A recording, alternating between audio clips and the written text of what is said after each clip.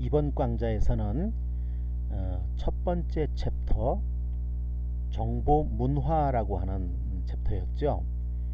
4개의 챕터가 있는데 그 중에 정보 문화라고 하는 그런 챕터 중에서 우리가 정보 사회에 대한 자세한 내용을 살펴보게 되겠습니다. 정보라고 하는 것이 인포메이션, 그러니까 컴퓨터가 계산을 해낸 결과물, 그 안으로 들어갈 때는 데이터 상태였죠. 원료가 컴퓨터에 들어가서 가공을 하게 되면 결과물이 나오는데 그것을 인포메이션, 정보라고 하는 거예요. 그래서 지난번 시간에도 우리가 그 정보 문화에서 정보 사회와 정보 윤리가 중요하다라고 했고, 그 중에 정보 사회가 어떤 것인지 이것을 먼저 이해를 해야 된다 했습니다. 먼저 정보 사회라고 하는 정의를 내려야 되는데, 이 교재에서 여러분 교재를 참고해서 같이 보세요. 그 교재에서 이야기하고 있기는 정보의 생산 및 활용이 중요한 역할을 하는 사회를 정보화 사회라 한다, 이렇게 정의를 했죠.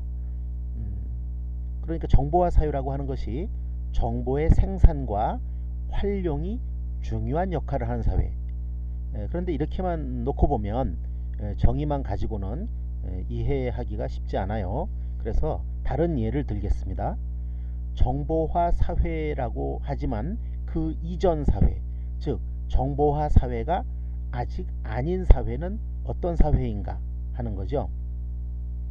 원래 1차 산업, 2차 산업, 3차 산업 이런 식으로 분류를 하던 그런 상태에서 본다면 1차 산업은 농경이라든지 수렵 채집, 그 다음에 채취 이런 것을 말할 수 있겠고, 2차 산업 그러면 가공 산업, 그러니까 공장에서 기계를 가동해서 어떤 원료를 가지고 새로운 생산품을 만들어내는 이러한 단계를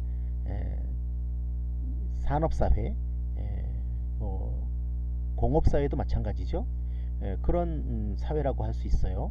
그럼 제 3차 산업은 일종의 서비스업이에요. 그러니까 그런 것은 1차, 2차와 달리 가공된 생산품을 가지고 사회적으로 관리라든지 서비스라든지 이런 경제 가치를 확대한 그런 구조를 말하는데, 여기서 말하는 정보화 사회라고 하는 것은 그런 대부분의 직업을 가지고 있는 사람들이 공장에서 일한다든지 생산품에 관련된 그런 업무를 본다면 그것은 산업사회라고 말할 수 있는 거고요.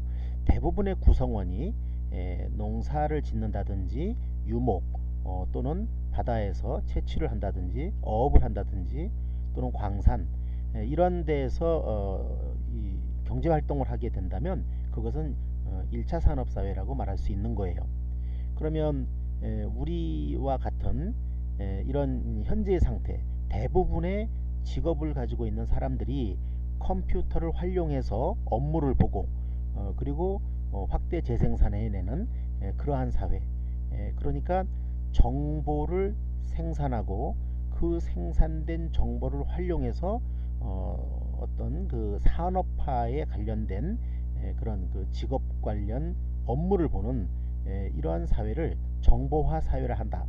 결국은 필수적으로 컴퓨터 그리고 네트워크, 그리고 사람들의 정보 처리 능력, 이런 것이 하나의 커다란 영역으로 작용을 해서 사회를 형성하고 있을 때 이것을 정보화 사회라고 하는 겁니다.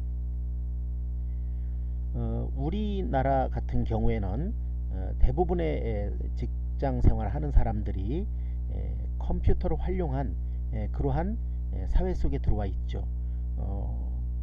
사무 업무를 보는 사람들은 물론이고, 공장에서도 공장 자동화, 그리고 병원에서도 의료 정보 시스템, 그리고 마트에서도 포스라든지 그건 이제 바코드로 읽어서 결제를 하는 그러한 시스템이 웬만한 곳에는 다 다 갖춰져 있죠. 여러분들이 버스를 타거나 지하철을 탈 때도 거기에는 정보화 사회의 그런 그 시스템이 작동하고 있다, 이렇게 말할 수 있어요.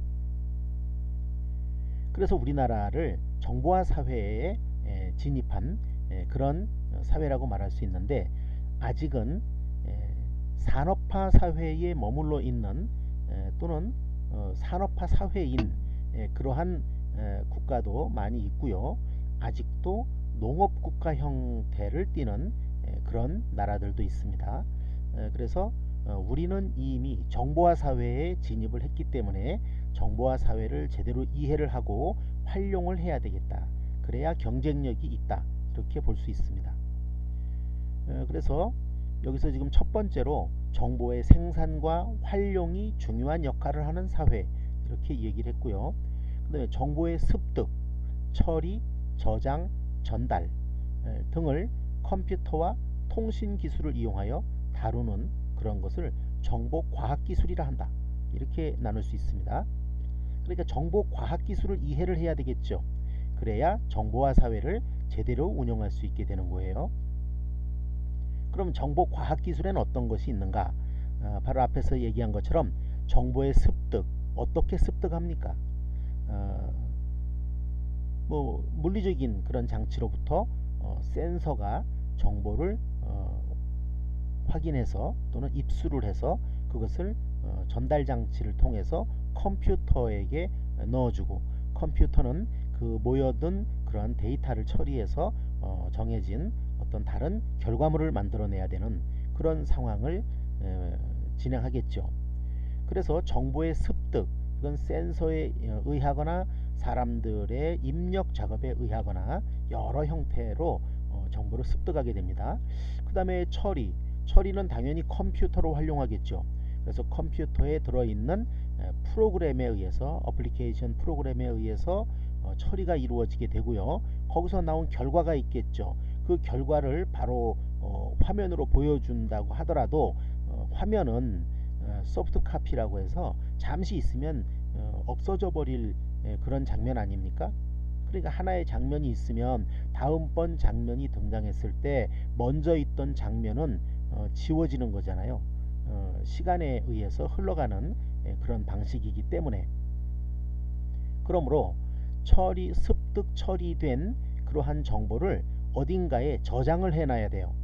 저장이 되어 있어야 그것을 다시 꺼내서 재활용할 수 있겠죠.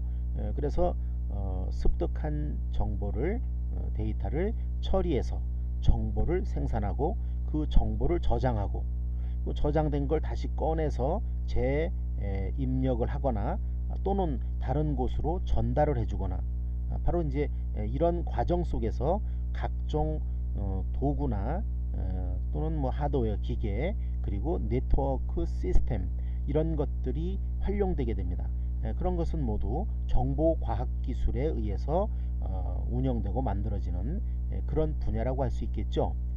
그래서 정보화 사회를 이해를 해야 되고 정보 관련 과학기술을 이해를 해야 됩니다. 먼저 정보과학기술과 소프트웨어가 기존 산업의 많은 부분에 활용되면서 사회의 모습과 우리의 생활을 변화시키고 있다고 말할 수 있겠죠. 어느 만큼 변화를 시켰을까요? 예를 들면 앞에서도 잠깐 얘기했지만 병원의 의사들도 컴퓨터가 반드시 필요한 그런 장비가 됐어요. 그래야 환자의 기록과 그 다음에 검색, 또한 새로운 진료 기록에 대한 걸 데이터베이스에 입력하고 그것이 네트워크로 공유되고, 이렇게 해야 제대로 된 진료를 행위를 할 수 있겠죠. 그러니까 컴퓨터가 곳곳에 활용되게 됐다는 거예요. 택시 운전하시는 분들은 어떻습니까?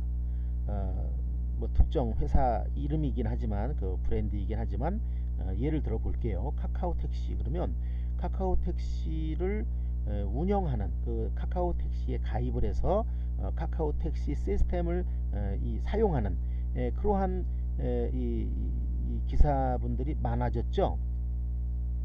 뭐 거의 대부분이라고 해도 과언이 아닐 정도인데, 결국은 택시 영업을 하거나 그런 사업을 하는 사람들도 결국은 정보기기를 활용하지 않으면 제대로 사업을 해가기 어려운 그런 정도로 파급이 되어 있다, 이런 얘기입니다.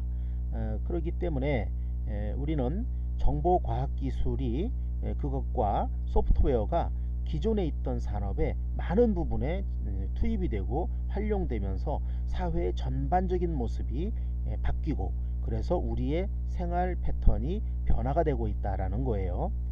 또한 기대되고 있는 바도 있죠. 자율주행 자동차가 그렇잖아요. 내장된 프로그램과 전기에너지, 그리고 사물 인터넷이라고 하는 IoT, 그리고 사람뿐만이 아니라 동물도 연결하고 기계도 연결하는 그런 초연결 사회를 구성하면서 각종 센서로부터 받아들이는 정보를 가지고 프로세싱을 해서 자동차가 자율주행을 합니다. 그리고 증강현실을 반영해서 우리가 일상생활에 가상세계가 포함된 그러한 상황으로 가게 되는 거죠. 예를 들어서 비행기가 활주로에 착륙을 해야 되는데 안개가 끼고 밤중이라 잘 안 보인다. 그럴 때는 물론 밤중을 위해서 활주로에 이렇게 유도등이 있죠. 활주로 양옆으로 이렇게 불이 쭉 켜져 있잖아요. 번호도 있고. 그래서 몇 번 활주로로 착륙하시오, 이렇게 관제탑으로부터 명령을 받았다면 이 조종사는 당연히 그 활주로를 향해서 내려와야 될 텐데, 그런데 안개가 꼈다. 그러면 불빛도 잘 안 보인단 말이죠. 그래서 그렇게 불빛이 안 보이는 그런 상태에서 어떻게 안전하게 착륙할 수 있겠느냐? 이것은 공항의 그 활주로 상황과 이 고도, 그리고 지형, 이런 것들을 3차원 3D 맵으로 3차원 지도로 만들어서 그것을 컴퓨터로 프로세싱을 해주는 거죠.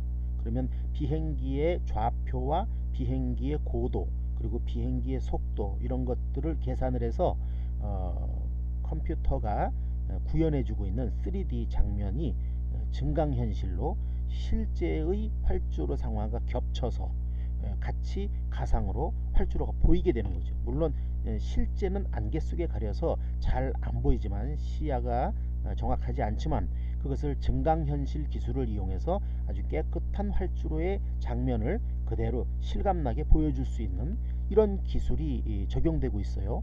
바로 그런 것처럼 인간들의 생활 속에 이미 많은 부분에 대해서 이러한 자동화와 증강현실 기술, 이런 것들이 도입되기 시작을 했습니다.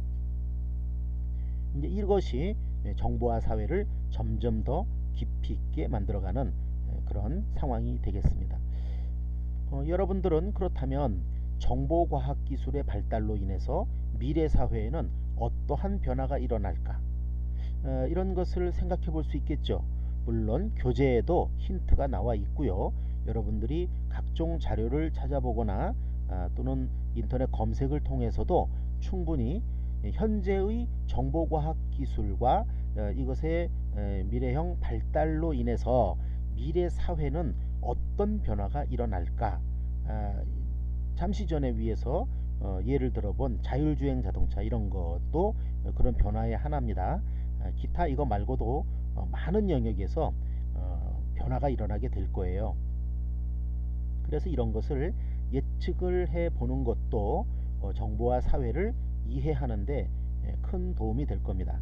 그래서 여러분들은 나중에 더 자세한 과제에 대한 지시가 있겠지만은 일단 요 퀴즈도 여러분들이 나중에 과제로 등장할 가능성이 있다, 이렇게 알아두시고 미리미리 한번 준비를 해 보세요.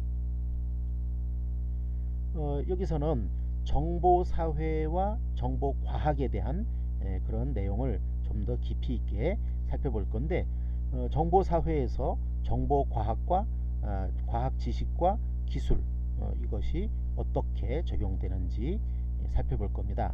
그래서 여러분들이 여기서는 어떤 성취 기준을 우리가 제시할 수 있냐 하면, 정보사회에서 정보과학 지식과 기술이 활용되는 분야가 어디인지를 그것을 탐색할 수 있어야 되고요.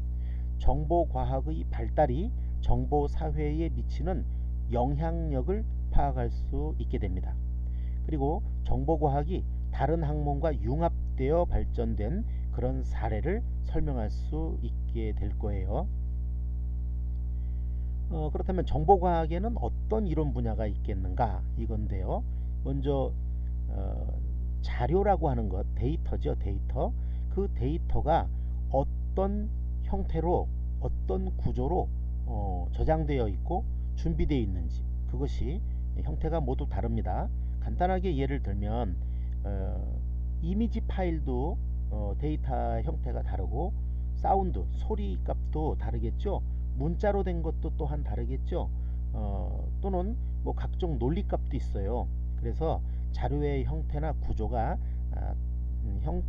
다른 여러 가지 종류로 구성되어 있다. 그 구조를 우리가 여러 가지로 살펴볼 수 있다. 이런 얘기가 되겠고요. 컴퓨터 구조는 어떻습니까? 컴퓨터 구조도 물론 그 운영 체제에서부터 하드웨어 구조까지 다양한 형태가 있을 수 있고 또 주변 장치들이 포함될 수 있겠죠. 그 다음에 데이터가 잔뜩 모여 있는 그러한 물론 서로 간에 의미 있는 연관된 데이터라 해야 돼요. 그렇게 잔뜩 들어있는 이런 곳을 우리는 데이터베이스, 데이터 저장소 이렇게 말할 수 있는데 오늘날에는 이 데이터베이스의 형태가 빅데이터를 향해서 가고 있다는 점 그것도 우리가 구조적으로 알아야 될 것이고요. 그 다음에 문제 해결 능력 즉 어떤 문제를 컴퓨터가 자동화하기 위해서는 컴퓨터에 작동될 수 있는 그러한 명령어의 집단 프로그램이 필요한데 그 프로그램을 만들기 위해서 먼저 머릿속으로 구상을 해야 돼요. 그런 구상을 우리는 알고리즘이라고 합니다. 문제 해결 방법. 그리고 그 문제 해결 방법인 알고리즘을 토대로 컴퓨터에 맞게 코딩을 하게 되면 컴퓨터 언어로 코딩을 하는 거죠. 이런 작업을 프로그래밍이라고 하는 거예요. 여러분들도 이제 뒤에 가서 프로그래밍을 직접 해보게 될 겁니다. 그리고 그렇게 프로그래밍 된 내용을 우리는 소프트웨어, 프로그램들의 집합 뭐 이렇게 볼 수 있는데요. 그런 소프트웨어가 점점 더 방대해지고 있다는 점. 그래서 그 방대한 대규모의 소프트웨어를 확대 재생산하고 수요와 공급을 맞춰주기 위해서는 공학적인 접근이 필요하다. 그래서 소프트웨어 공학이라는 그런 개념이 등장하게 됐고요.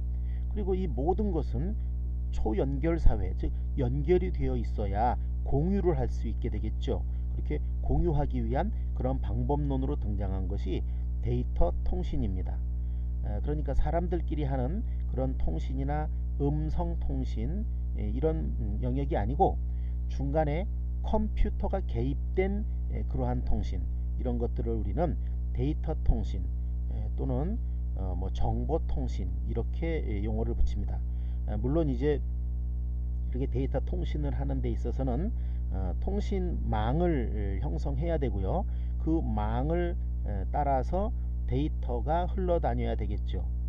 이때 데이터가 유출되거나 아니면 데이터를 이렇게 중간에서 가로채는 이러한 사례가 발생할 수 있기 때문에 정보 보안이라고 하는 영역이 또 함께 고려되고 있는 겁니다.